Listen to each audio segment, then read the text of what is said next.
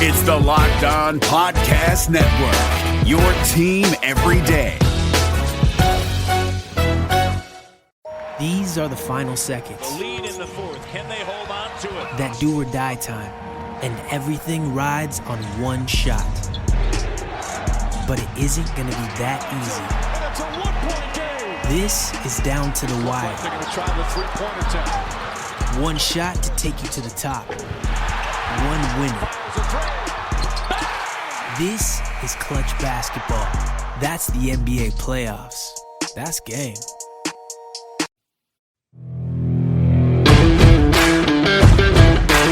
Hey, this is Stacey Gotsoulias, DC Lundberg, Ryan Finkelstein, Taylor Blake Ward, host of Locked On Yankees, Locked On Mariners, Locked On Mets, Locked On Angels, and you're listening to Locked On Braves. Locked On Braves, Locked On Braves, part of the Locked On Podcast Network.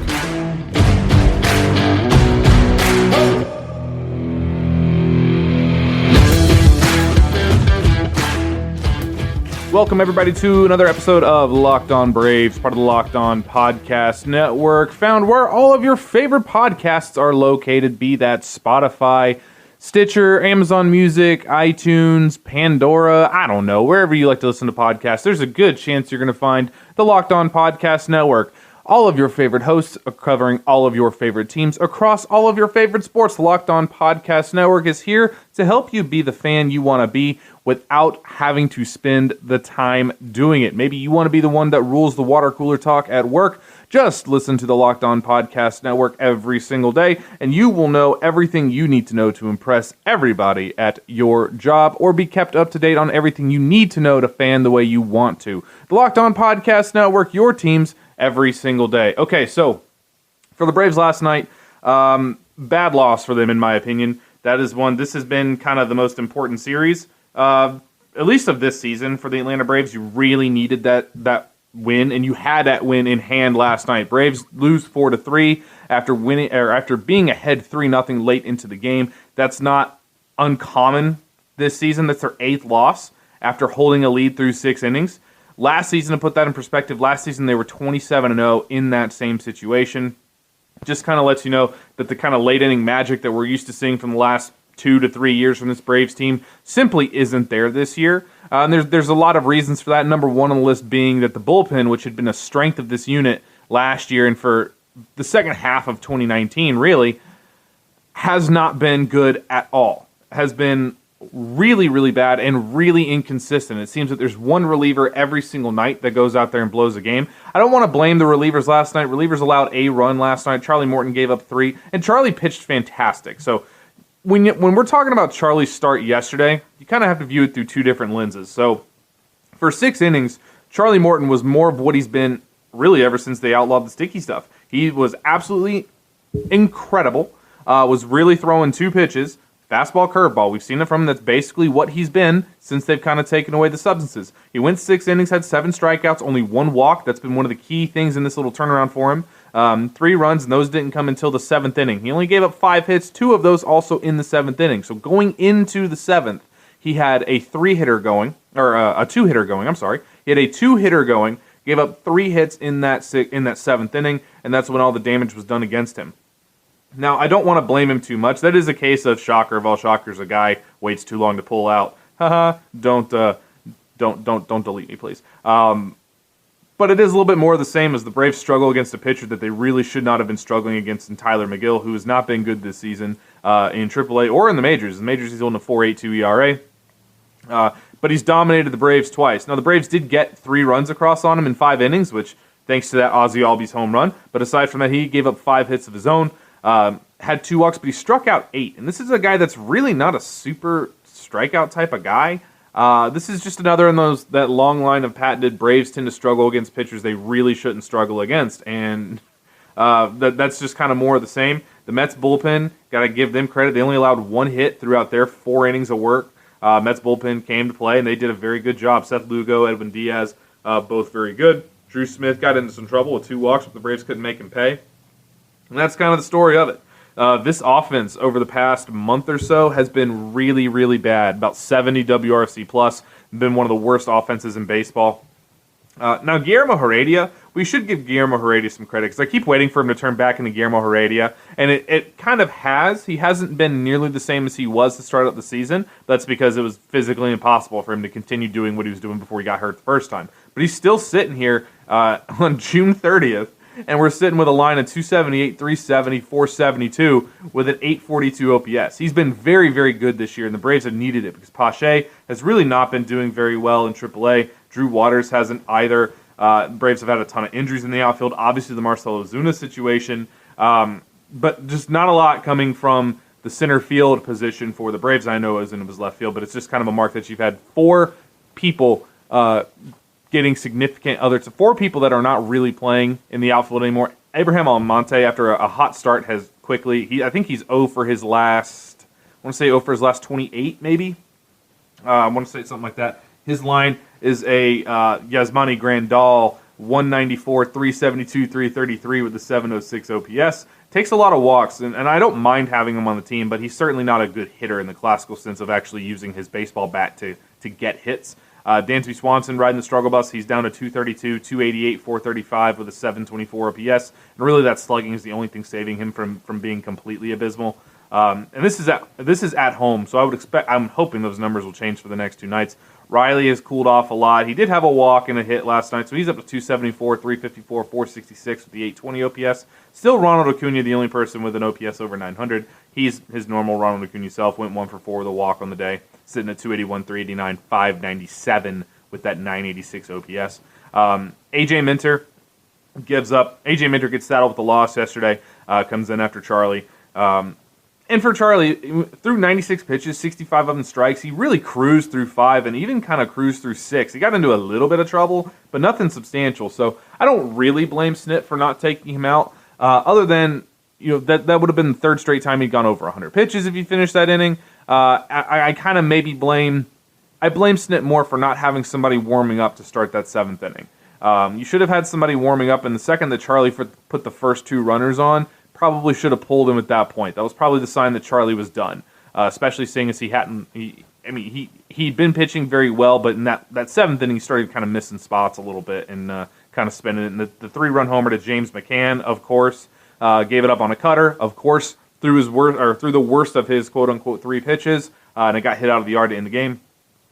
AJ Minter comes in, gives up 2 hits and an earned run himself. Does have 2 strikeouts, but AJ Minter not been very good this season. Shane Green. Now, it was good to see Shane Green pitch a clean inning, 1 inning with a strikeout, no hits, no walks, no nothing. But his line is sitting at a 10.57 ERA right now with a 1.7 FIP, so that's got to get better. AJ's got to get better with a 4.66 and a 1.31 respectively. Tyler Matzik with another 2 walks. His ERA is not horrible at a 3.34, but he does have his whip is approaching 1.4. It's 1.38 right now. That is certainly not the Tyler Matzik that we're used to seeing. And a lot of the bullpen now, I made a mention last week about how the bullpen really hadn't been affected by the loss of the sticky stuff as much as I thought that they would be. Now we're starting to see that a little bit. Matzik, Minter, Luke Jackson, Shane Green, even Will Smith, even though Will Smith has had a couple good innings, the spin rates are starting to drop precipitously. They're starting to get themselves into a little bit more trouble than we're used to seeing. So now everybody's got to kind of figure out what they're going to do, kind of figure out a way around it. For Charlie, I don't want to bang on him too much. Last night was still a good start for him.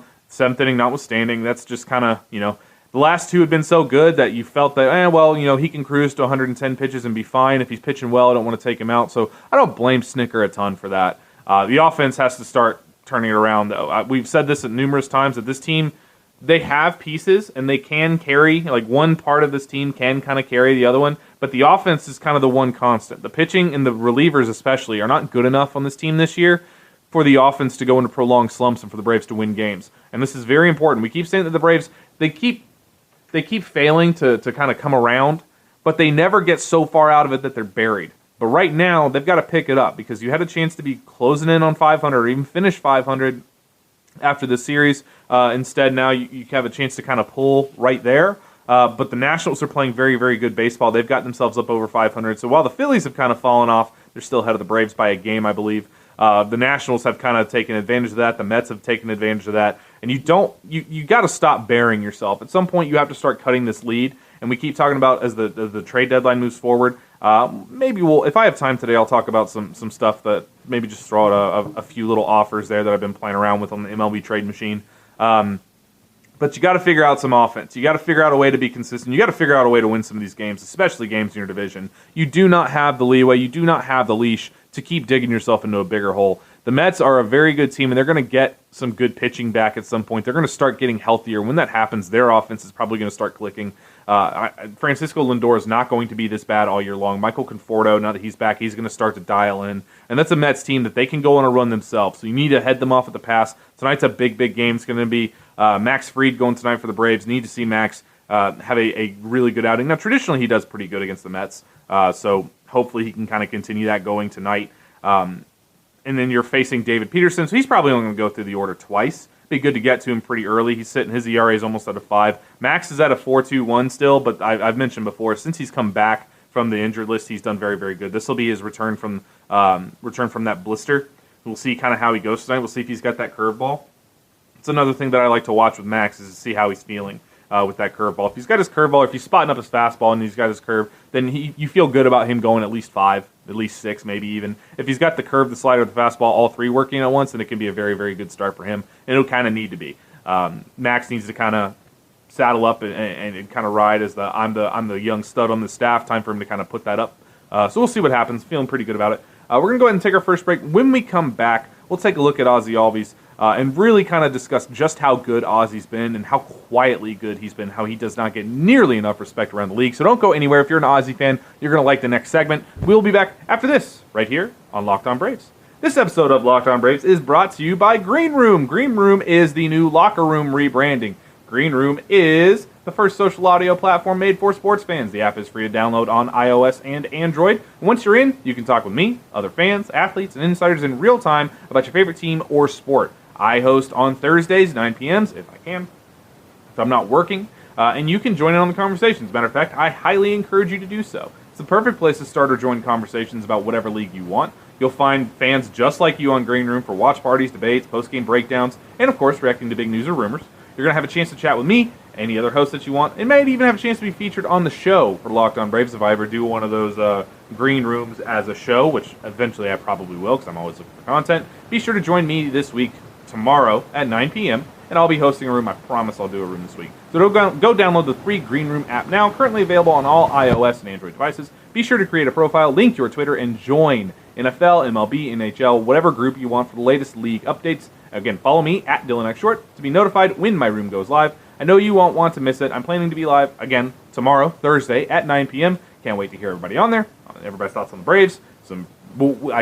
I would guarantee you we're going to talk some trade proposals, and we're really going to get to a Green Room, changing the way we talk about sports. Today's episode of Locked On Braves is also brought to you by Wild Alaskan Company. We all know that we should be eating more fish. It's a great source of omega-3s, fatty acids, proteins, but the seafood counter can be a little bit difficult to manage. Which fish tastes best? What type of cut? Can you really be sure about the quality? Well, the Wild Alaskan Company takes the guesswork out of buying wild-caught seafood. You're used to having a lot of choices when it comes to what you eat, but it does matter where it comes from. Get your nutrition from nature. The Wild Alaskan Company sources wild-caught seafood from Alaska and the Pacific Northwest. That is the best place for things like salmon and all sorts of fish and seafood in general. Do you love to order fish when you go out to eat but never make it for yourself at home? Wild Alaskan Seafood is here for you.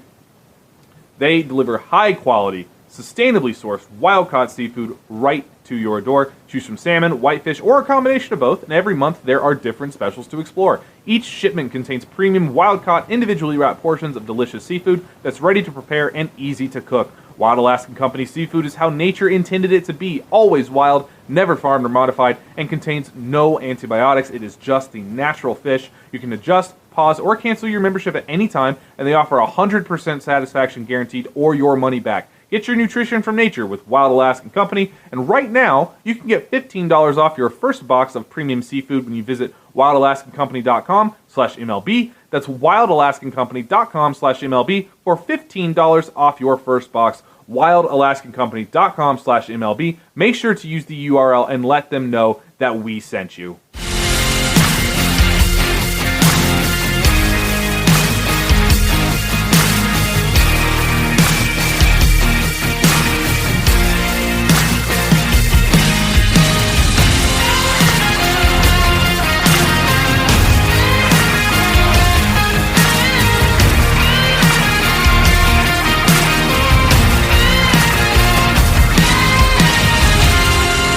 All right, welcome back to the show, everybody. Here in the second segment, we're going to deviate from talking about the bad things about the Braves and talk about one of the bright and shining lights.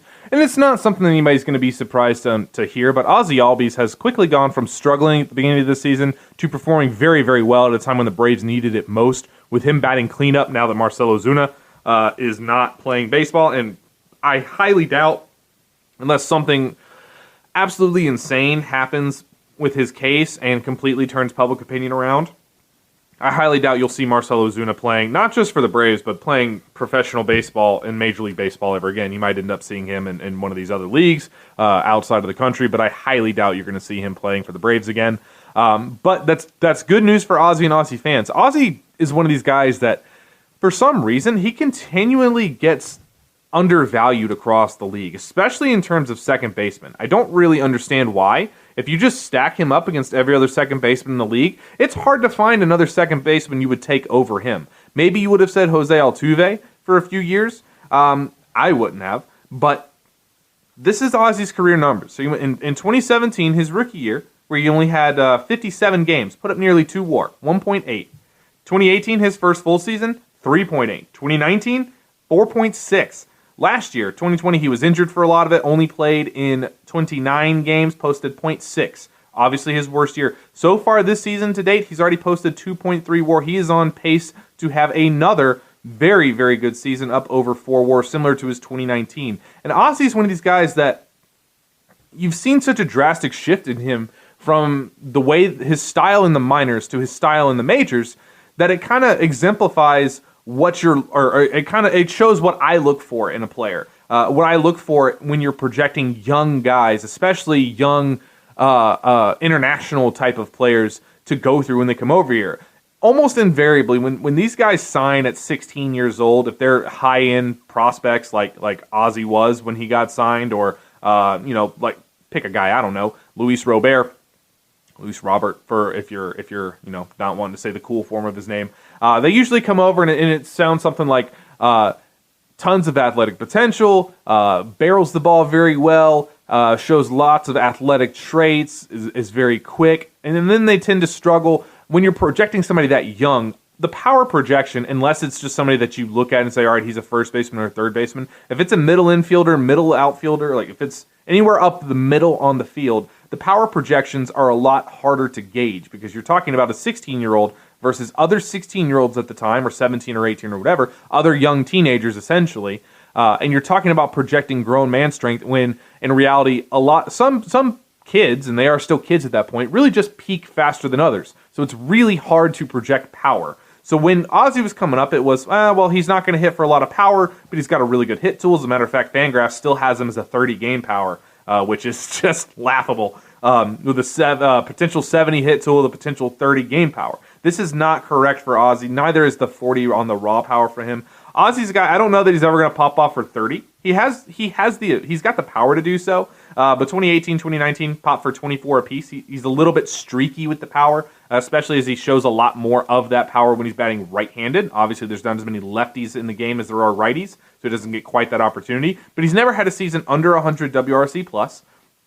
He's already the best second baseman that we've seen for the Braves. Now, it may take a couple more years for that to, quote-unquote, become officially the best second baseman in Braves history, but there's no doubt that he is the single most talented player the Braves have ever had at second base. And Ozzie's a guy that, quite frankly, should probably be the starting shortstop. I don't really know why they bumped him off of shortstop. He's an excellent defender at second base. He has a nice, strong arm. He's very quick, and he's got good reaction times, especially ranging to his right. Which is something that normally, if you see, a lot of shortstops are better ranging to their left than they are to their right. But Ozzie Albies is very, very good ranging to his right, towards second base. He's just an excellent defender and a veritable spark plug. Does a lot of things for you that are outstanding. And there is no doubt Ozzie should be an all-star this season. Ronald Acuna is obviously the guy. So obviously Ronald is the most talented player on the team. But you can put Ronald on every team in baseball. And unless you're putting him on the Angels or the Mets, he's still going to be the most talented player in baseball. Yes, I know I just said that DeGrom was more talented than Ronald Acuna.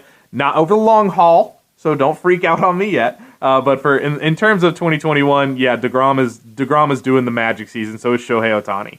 Those two are the two most talented players in baseball at the moment. Ronald Acuna with 3.7 WAR already this season. You're staring down the barrel of a 7+ WAR season for Ronald Acuna this year. That's just insane. I think we'll see Ozzy get up to 5. I think we'll see Ozzy crest that 5 WAR because you also have to factor in this 2.3 WAR that he's got so far. That's also including his just horrible May numbers. And just to put this in perspective, this is how Ozzy has kind of gone. His March and April, which was 24 games, did not go very well. 227. Hold on one second while I pull up the rest of the stuff here. Went 227, 300 with a 500 slugging and 800 OPS. So those parts were nice. Had a 113 WRC plus. So the surface stats, not great, but really not as bad as we thought. May, not much better for him. 235, 318, 459, 777 OPS. So the power kind of stayed there. The ISO's been over 200 all season, which is something very, very important. What you notice, though, is the BABIPs. In March and April and in May, his BABIP was 217 and 244, respectively. So the fact that he was still able to post over 110 WRC plus, very impressive on his part. June, totally different story. The walk rate is down a little bit. The strikeout rate is up a little bit. But you're seeing him now at 292, 342, 538 with an 880 OPS in June. His ISO, isolated power, basically how often he can get extra base hits, is sitting at a 245, which is outstanding. That's off a 342 BABIP, which is something that should be more in line with what he should traditionally do. Maybe a little bit higher than you'd be used to seeing from him because he does hit so many balls in the air. But a 137 WRC plus, been outstanding. It's a 374 WABA for him. He has been a real treat for the Braves, and has been his whole career, really.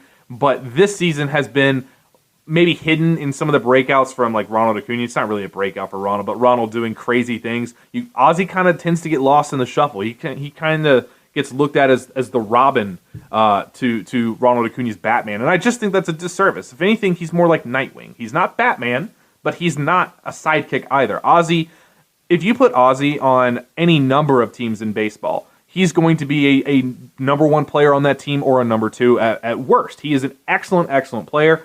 He's 24 years old, so there's still more to come from him as long as he can stay healthy. But you're talking about a guy that he still has room to grow this year as far as getting his numbers back on track. Now, the walk rate, that's been excellent for him. Last year was the lowest of his career at 4%. 2018, his first full season was 5.3%. 2019 was 7.7%. Right now, he's sitting at 8.3% walk rates, the highest he had since his little small sample size in 2017. That's very important for Ozzy. His K rate is under 20% for the season. Again, that's a career norm other than 2020. You're talking about a guy that makes good contact, has good pop, uses a big bat. He's a lot stronger than his size would indicate. I actually highly doubt that he's actually 5'8". I would guarantee you Ozzy's 5'6" or 5'5". But an excellent player, and he doesn't really have a weakness. I don't know that I would call him super fast, so you can say that he's not really much of a steals threat, but he's the perfect type of, I don't even want to call him a complimentary piece. He's the perfect type of quiet stud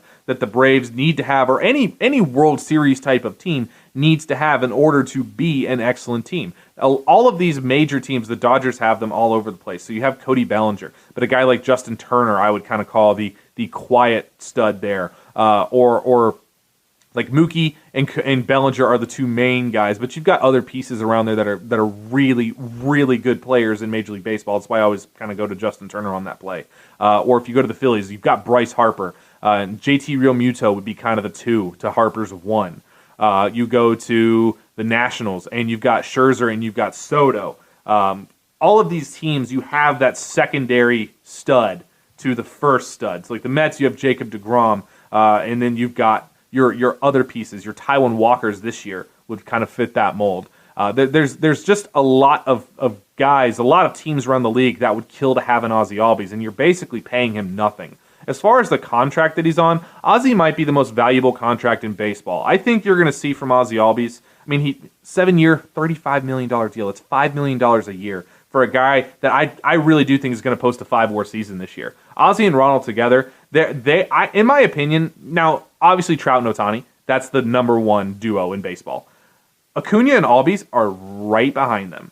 Acuna and Albies is an exceptionally talented duo. Ozzy is an exceptionally talented player, and that's really good for a Braves team that really has kind of struggled with second base throughout basically their entire Atlanta tenure. You can talk about like Glenn Hubbard and Lemke. They were great defensive specials. Lemke was good at hitting in the postseason, but not great in the regular season. Ron Gant was not a second baseman, so you don't really count him. Marcus Giles had a really strong peak, but it only lasted for like 2 years, then he was awful. Ugla, we know what happened with Dan Ugla. He was kind of 3 true outcomes before 3 true outcomes was a thing.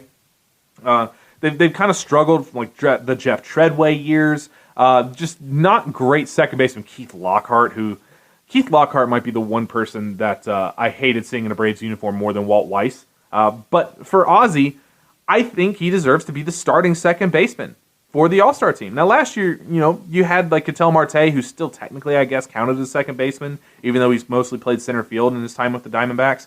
But Ozzie, in my opinion, it's gonna be hard to disprove this. Ozzie's the best second baseman. He's the best true second baseman in Major League Baseball. There is not another second baseman I would take above Ozzie Albies. I know that most of you feel the same way. Not bad for a guy that a lot of people were talking about trading for for Jose Quintana a few years back.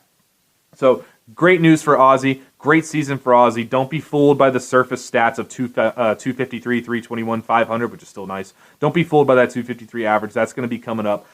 You're in a blink, and he's going to be sitting at 265, 285 here any time now. I think you're going to see him finish the season in between 275 and 285. I think you'll see him post WRC plus in the 120s to 130s.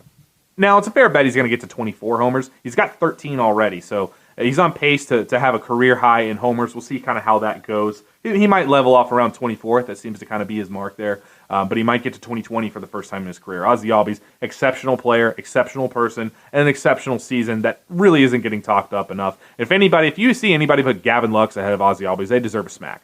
At 24 years old, Ozzie Albies is one of the bright shining stars in baseball, one of the bright shining personalities, and deserves a heck of a lot more coverage than he does. He's better than Gleyber Torres, and he deserves a whole lot more play than he actually does. So hopefully all of you Ozzie fans out there really got to enjoy the Ozzie segment. We're going to go ahead and take another break. When we come back, we're going to take a look at a couple of the minor league guys, really just one that I really want to talk about. I've said that I'm going to do this for a while now. I'm going to do it to start off the segment. We're going to talk about Spencer Strider and just how incredible his run has been, as well as another guy that's kind of surprised with how good he's been. And then we'll maybe discuss a couple trades I've been playing around with the MLB Trade Simulator. So don't go anywhere. We'll be back after this right here on Locked On Braves.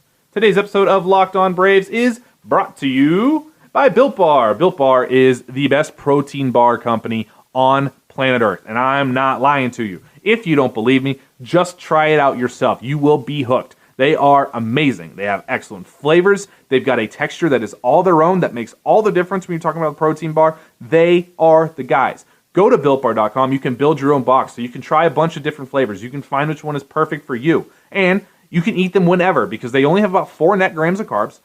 They all have about 130, 140 grams calories, about 17 to 20 grams of protein, depending on the flavor. Just phenomenal pieces. I love my Built Bars. I cannot go without them. Whether you like to eat them like I do as like a meal replacement in the morning, because I don't really do breakfast, I've told you guys a million times, whether you like to do it a pre or post workout, or even just a midnight snack, Built Bars are perfect for any opportunity. Don't believe me? Go to BuiltBar.com, use our promo code LOCKEDON15, and get a nice little surprise on your shipping costs. Go to BuiltBar.com. BuiltBar.com, building a better protein bar. Today's episode is also brought to you by BetOnline. BetOnline.ag is the only place I go to place online wagers. Now, I'm not made of money, so I'm not betting big giant money, but you know what? It doesn't really matter. BetOnline is perfect for all users, whether you're a sharp who likes to bet big bucks and chance the gambling gods, or whether you're like me and you like to throw $5 here, $10 there, $20 there, whatever. Maybe bet your MLB futures that you're kind of wishing you hadn't bet so heavily on the Twins. If you go to betonline.ag, you can find lines for everybody, for beginners and advanced players. It doesn't really matter. They're there for all of it. Maybe you haven't gotten into it yet. Maybe you're trying to get into a sport that you're just struggling to watch. If you put a little bit of money on that game, doesn't have to be a ton, but enough to win or lose to where you're like, all right, I want to see what happens. You're going to find yourself finding it more exciting. I can guarantee it. Go to betonline.ag. Don't take my word for it. Go to betonline.ag today. Let them know the Locked On Podcast Network sent you, and try them out for yourself.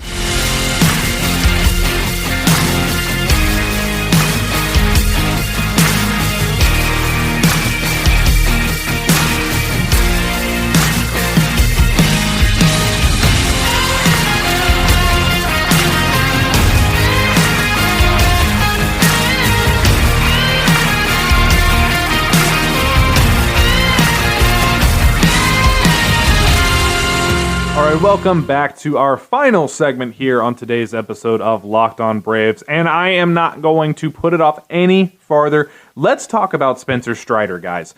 Spencer Strider. If you hadn't heard of him before he went on this run, I'm not going to blame you. Guy from Clemson's been injured a little bit in his late high school into his college career. Was actually a pretty highly ranked guy. He made BA's 500 list. Was actually thought higher of as a junior before he had, believe he had an injury his senior year of high school, which kind of messed with him a little bit.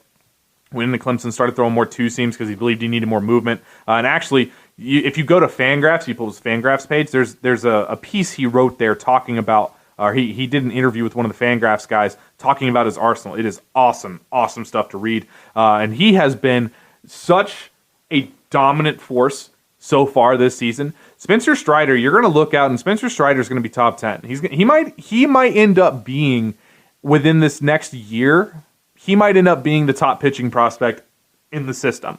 He's been that good. Now, you're expecting some regression, but when you look at his numbers, it's absolutely insane. And he's been promoted twice already. So he started out in low A, absolutely blew those hitters away in 15 to third innings. Listen to this. His K per 9 rate was 18.78 compared to a 2.93 walks per 9, no homers allowed, a 300 BABIP. Was good for a .59 ERA, .64 FIP, and a 1.3 xFIP. That's Jacob deGrom numbers. So you could understand why he got called up to high A. In 14 2/3 innings in high A, you expect, all right, so he's moving up a little bit, probably will struggle a little bit more, maybe it might take him a little bit to catch on. Not at all. 14.73 K per 9, 3.68 walk per 9, .61 homers per 9. BABIP was 276 against him.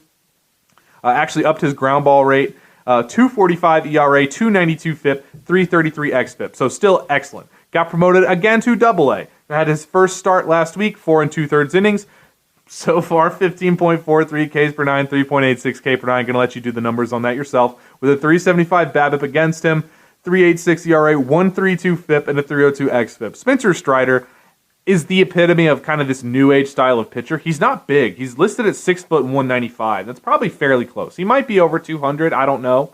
But you're talking about fastball in the 96 to 99 range. Has good riding life on it. Really does well with it up in the zone. That's kind of his bread and butter. Has adopted the Luke Jackson kind of slurvy, what he calls the death pitch, where it's not a true slider, it's not a true curveball, but it's got this ridiculous, quick, sharp vertical movement to go along with a little horizontal too. Makes it just awful for hitters, especially lefty hitters. He's able to really K the lefty hitters by bearing that down and in on their back foot. It's just a deadly, deadly pitch. He has been a strikeout virtuoso. He's the guy, you're going to see him in top 100s next year. I am fully confident. If he continues this season at the rate that he's going, and he's going to have a bad start or two eventually. It's nobody has perfect starts forever, not even Grayson Rodriguez, who is the number one pitching prospect in baseball. There's going to be a few games where he kind of struggles, but you can just see it when you watch him pitch. He's got it. He's got that thing. He's got that special something that lets you know he's going to be a guy for a while. And as a matter of fact, he's the guy that impresses me the most out of all of the pitchers that the Braves drafted last year and really the season before. Schuster is starting to come around a little bit, but Spencer Strider has been the bright, shining gem of that 2020 class. Even though it wasn't a lot of rounds, the Braves are getting good work out of them. That also, I should give a little shout out to Bryce Elder, who started out above him, so 45 innings at high. Bryce Elder was very good, 11 Ks per 9, which is a little bit better than a lot of people expected. Wasn't really a strikeout guy at Texas. Was more of a kind of pitch to contact, eat up innings type of guy. 4 walks per 9. That's kind of where he needs to clean up, especially at high A, where he was a little bit older, 22 years old. So not older, but definitely more experienced than a lot of the guys he's facing, but carried a 2.6 ERA with a 3.34 FIP. He got a call to AA as well, had his first start, went 4 innings, 11.25 K per 9, a good start for him. That's going to go down. The BABIP was 5.38 against him. That's going to drop for sure. Bryce is a guy that's going to get a lot of ground balls. A lot of his stuff bears down. He's got a good fastball. It's not overpowering, but when he spots it, it can do damage, especially when he's able to work that fastball-slider combo together. The slider is very, very good. We've actually seen the changeup and the curveball actually do pretty well for him so far as well. The ERA is ugly at a 9 in that 4-inning start, but the FIP is a 1.72, so some bad defense definitely lended itself towards that. The fastball, the slider are both considered 50 grade and currently at 50 grade. The changeup is an eventual 50. The curve is only listed at 45, but we've seen some good depth on the curve. The command, you think, will come in time. But he's a guy that you like the look of.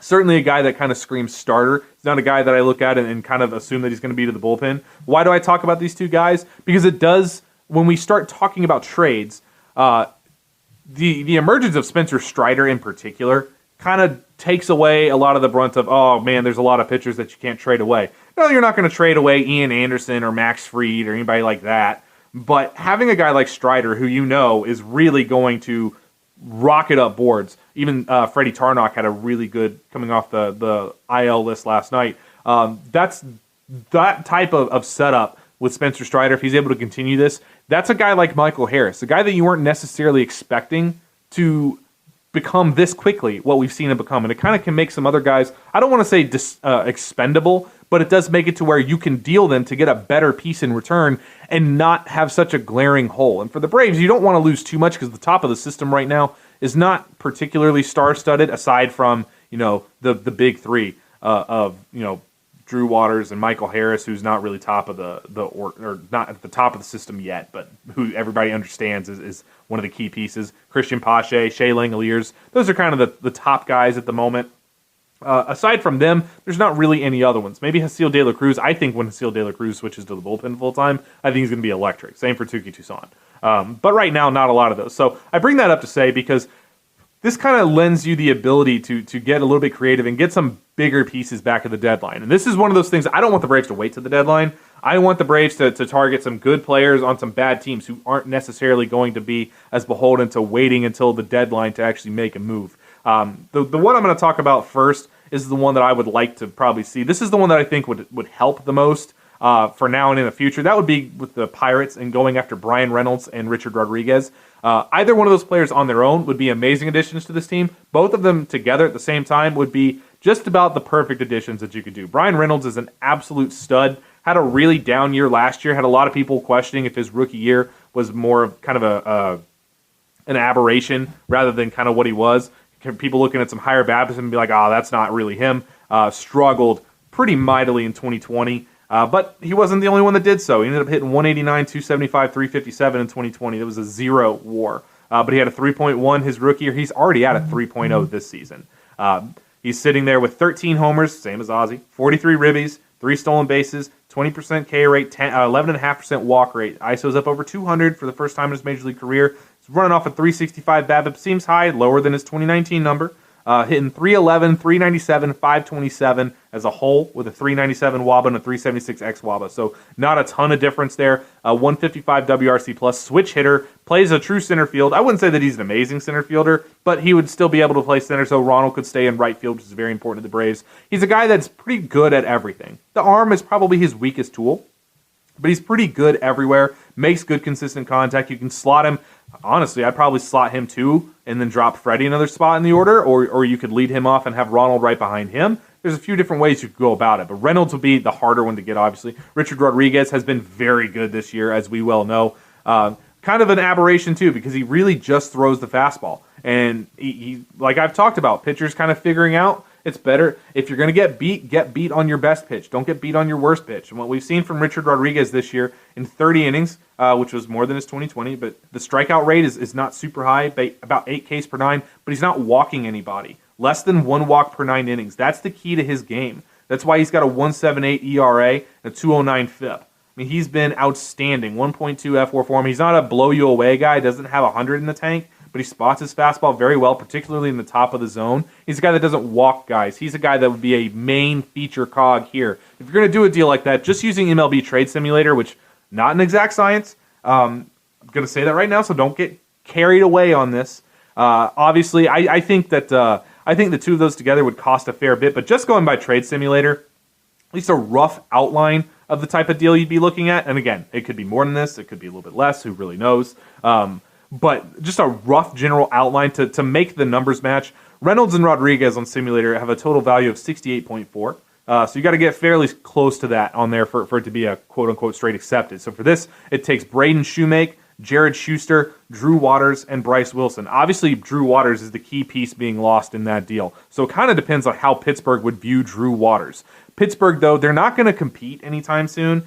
Brian Hayes is nice, but their pitching is awful. And a lot of their young pitchers have been horrible. Now, they've actually done, Roansy Contreras looks very good. Miguel Yajiro, if that's how you pronounce it, he's done very good. The guys that they've got from the Yankees in the Jameson Tyone deal, they've performed very well, but Mitch Keller has been awful. JT Brubaker has been a nice surprise, but I don't think he's going to last or even be in Pittsburgh very long. Aside from that, they don't really have like Quinn Priester is a very, very talented guy, but he's still probably 2 or 3 years away. So they're not looking like they're going to challenge for the Central anytime soon. So they're obviously going to be more into prospects than they are going to be major league pieces, unless there's a lot of control on those major league pieces, which is possible. I don't know who you'd give at that point, but there's certainly ways you could go about it. Now, that puts the Shoemake, Schuster, Waters, and Wilson is a 64.7. So on Trade Rumor or on Trade Simulator, that's something that would be accepted. Bryce Wilson, I think, would kind of interest Pittsburgh because he's one of those guys that you feel at least confident that he is a major league pitcher. He throws strikes. He doesn't have amazing stuff, but he does throw strikes. He kind of would work out pretty well in that division where there's not really any offenses there where you worry about going bomb squad on you all the time. Chicago can, but they're going to be in a massive rebuild of their own. So you got to figure they're going to tank a little bit here too. The Reds can go bomb squad, but you can also bomb squad off of them. But Bryce is a guy that kind of fits what I look at this Pirates team as somebody that they would have some value on. Obviously, Drew would be the main piece. So it kind of depends on how they feel about Schuster and Bryce. Schuster being a big lefty would give them somebody that can run it up a little bit, 95, who's got some good breaking stuff. He's a higher upside than Bryce, but he's also got a nice floor of you assume he's a major league pitcher. Shoemake is kind of the wild card. O'Neal Cruz is not going to stay at shortstop. Jaewon Bay is a second baseman, really. Shoemake is a guy that if they keep him at shortstop, he's a guy that could conceivably actually play shortstop there, which I don't think would be the case here in Atlanta. I know there's a lot of people that think Shoemake is going to be the successor to Dansby. I don't necessarily think that. Shoemake's starting to come around offensively, which might be what actually gets them more interested. But he's another one of those type of guys that can kind of fit in the mold of what they like to do. Another one, just another small one. This is one that I think would be really easy to get done and would benefit both parties. So this would be with the Cubs. A lot of my trades on the simulator go through the NL Central. Jesse Franklin and Daysbel Hernandez, and I'm a big fan of Daysbel, by the way. Jesse Franklin has been absolutely on fire the last month. He has been crushing baseballs left and right, which is good because he started out pretty bad, has just turned into a literal fireball, just burning up everything. But Franklin Hernandez, that's a total value of 4.9 to Chicago for Ryan Tepera, the reliever, who has been excellent. Now, he's hurt right now. Hopefully it's not too long because Ryan Tepera, I think, would be a really, really strong under-the-radar target, especially for a righty, for a pin that could really use a righty. He's got a left calf strain right now. But that's 33 years old, doesn't have a huge deal. I mean, this is on an $800,000 deal, so he's cheap. The Cubs probably aren't going to really compete much. Been in 37 games, 37 and 2/3 innings, almost 10 Ks per 9, under 3 walks per 9, just what I'm looking for. Decent ground ball rate, almost 48%, 3.35 ERA with a 3.12 FIP, 0.7 FWAR. So he's not super amazing. He's not this super lights out guy like Richard Rodriguez has been this year, but he is a guy that you feel what I would basically do to put in right where Chris Martin has been supposed to be, but Chris Martin has been Chris Martin this year. So having a guy like Tepera in there would be phenomenal in my point of view. Would be awesome. Wouldn't cost a lot. I think that's one that you could done pretty easily. The Cubs obviously have a really bad farm system right now. They got some decent pieces up at the very top, but it's very, very shallow, very, very quickly. So anything you can do to get them some prospects, I think that they'll trade off basically every reliever that's not controllable. I think they'd be very smart to do that and try to build up their farm system at least adequately to not be in the bottom 10 of baseball very, very quickly. And that's not a move that's going to make huge or pay huge dividends for them as far as like their prospect rankings go. But it's not a bad one either. And they're always looking for outfield help. Jesse Franklin would probably be a nice piece for them to target. He fits a lot of what Chicago likes in outfielders. Doesn't have a weakness. I wouldn't say he's necessarily got a strength either, but he's good everywhere. You can bat him anywhere from the top of the lineup all the way down to the bottom. Basically, you just don't want to put him 3, 4, 5. But aside from that, the very top, the very bottom, he kind of fits in there either way. So those are just a couple deals I've been playing around with. Again, MLB Trade Simulator is obviously not an exact science, so don't freak out on me for, those values are way too low. They probably are, but you know what? It's more fun to play that and be able to at least look at values going back and forth. than weather boy. So hopefully you guys enjoyed this episode. I'm going to go ahead and end it there. Been a little bit over today, but it's been a little while since I've done an episode. So hopefully you guys enjoyed this episode and you're getting ready for the Braves and the Mets tonight, as hopefully Max Fried can right the ship for the Braves and get this series back to even before the Braves can hopefully win it with Ian Anderson on the bump here tomorrow. Should be a good game tonight. I'd like to see the Braves get off early against Dustin Peterson, maybe even or David Peterson, maybe even see Ronald Acuna do something big in the first inning. But definitely something between Ronald, Freddie, and Acuna. Get something done in that first inning. Stake Max to an early lead, and let's see what happens. So thank you guys so much for tuning in. We'll be back again tomorrow, right here on Locked On Braves.